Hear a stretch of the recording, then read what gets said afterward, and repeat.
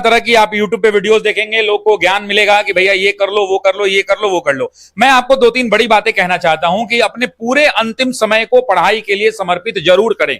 आप इस बात को जानते होंगे, कई दफे ऐसे मौके आते हैं, लगता करे यार एक बार रिवीजन कर लिया होता तो छूट गया रहता। ये हमेशा से ट्रेंड रहा। भारत की किसी भी परीक्षा को देखेंगे आप, चाहे सिविल सेवा की परीक्षा या किसी भी, मतलब सिविल सेवा तो नहीं हुआ है आज तक, लेकिन जितनी भी अन्य प्रतियोगी परीक्षाओं को देखेंगे जिनके पेपर किन्हीं कारणों से रद्द किए जाते हैं, चाहे वो कोई और कमी हो या लीक की बात हो, तो अगर जब भी पेपर रद्द होता है तो जब री एग्जाम्स होते हैं, आपको याद होगा 67 में भी जब री एग्जाम हुआ था पेपर टफ आया था, तो ऐसे जितने भी री एग्जाम्स होते हैं, डेफिनेट बात होती है कि एक लेवल पेपर ऊपर जाता ही जाता है। हम ये प्रार्थना करेंगे कि भगवान न जाए, लेकिन अगर चलिए जाएगा तो क्या कर लेंगे आप? ना आप कुछ कर सकते हैं ना हम कुछ कर सकते हैं। इसलिए वर्स्ट के लिए तैयार रहिए, be ready for the worst.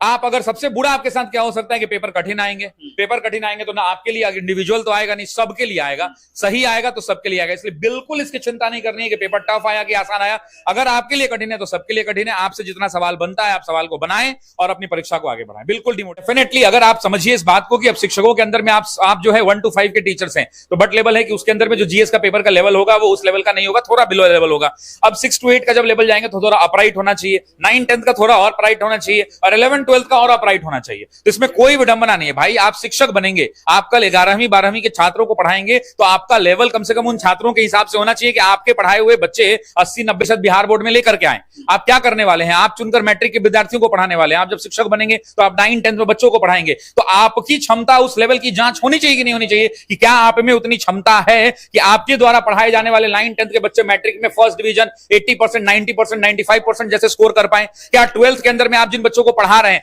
शिक्षकों का चयन इसी हिसाब से तो होता होगा ना कि आप बच्चों को पढ़ाने जा रहे हैं और आप बच्चों को 100% तक के आंकड़े तक पहुंचाने जा रहे हैं। तो बट ऑब्वियस बात है कि वैसे अगर प्रश्नों का टेस्ट लेना होगा तो थोड़ा पेपर का अप्लाइट होना जरूरी भी है।